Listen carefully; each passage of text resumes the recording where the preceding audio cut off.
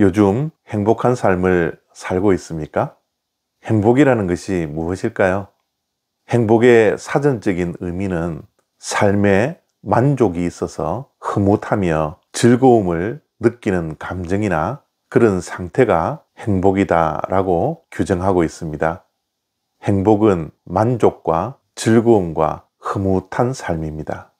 요즘 그런 삶을 살고 있나요? 그러면 우리 그리스도인들의 행복의 기준은 과연 어디에 있을까요?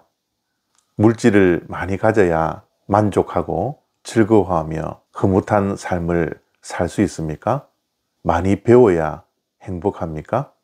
아니면 높은 지위에 올라가야 우리는 행복합니까? 우리 그리스도인들의 행복의 기준은 그런 데 있지 않습니다. 우리의 행복은 하나님의 뜻대로 살아갈 때 우리는 행복한 겁니다. 하나님의 뜻대로 사는 것이 우리의 만족이 되어야 하고 우리의 즐거움이 되어야 하고 우리가 흐뭇해져서 입가에 미소가 있을 수 있습니다. 그것이 바로 그리스도인들의 행복한 삶인 것이죠. 누가복음 24장 36절부터 38절까지 말씀입니다. 이 말을 할 때에 예수께서 친히 그들 가운데 서서 이르시되 너희에게 평강이 있을지어다 하시니 그들이 놀라고 무서워하여 그 보는 것을 영으로 생각하는지라. 예수께서 이르시되 어찌하여 두려워하며 어찌하여 마음에 의심이 일어나느냐. 아멘. 부활하신 예수님께서 제자들에게 찾아오셨습니다. 그리고 처음으로 하신 말씀이 평강이 있을지어다 말씀하셨습니다. 예수님이 제자들을 향한 뜻이 무엇일까요? 그것은 바로 평강입니다.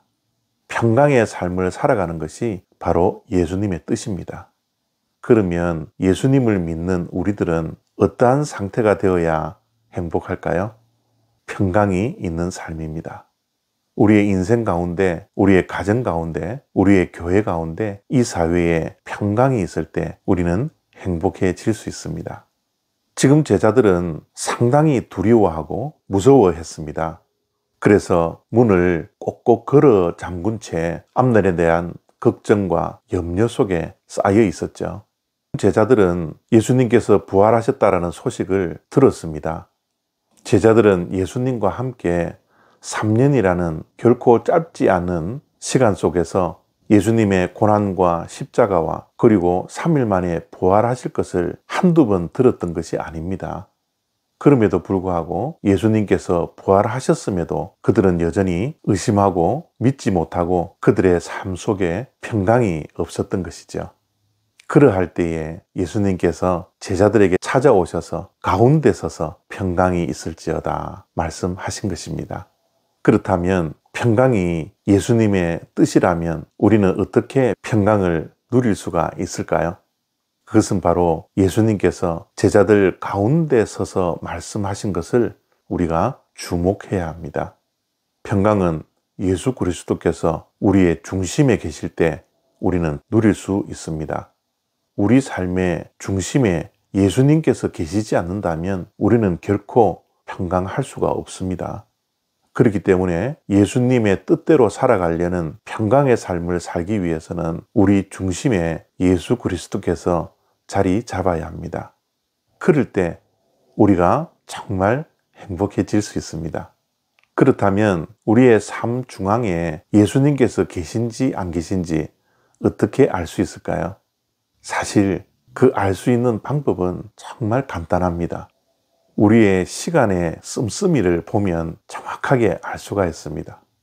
하루 24시간의 비율을 한번 생각해 보십시오.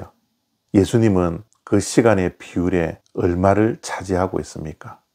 그 시간의 비율이 우리가 집중하는 것이고 우리의 중심에 무엇이 있느냐를 판가름할 수 있는 것입니다. 예수님께서 우리의 삶의 중심에 계십니까? 또 분별할 수 있는 것은 물질입니다. 우리 그리스도인은 물질을 버는 것도 중요하지만 물질을 어떻게 사용하느냐가 너무너무 중요합니다. 우리가 물질을 쓰는 비율을 한번 생각해 보십시오. 어디에 가장 많이 쓰고 있습니까? 물질을 쓰는 비율 중에 예수님은 얼마나 많이 차지하고 있습니까? 우리의 참 행복, 우리의 진정한 평강을 위해서 우리의 물질을, 우리의 시간을 예수님께 집중할 수 있는 그런 복된 인생이 되어지기를 바랍니다. 그럴 때 우리는 진정한 행복을 누리게 되는 것입니다. 감사합니다.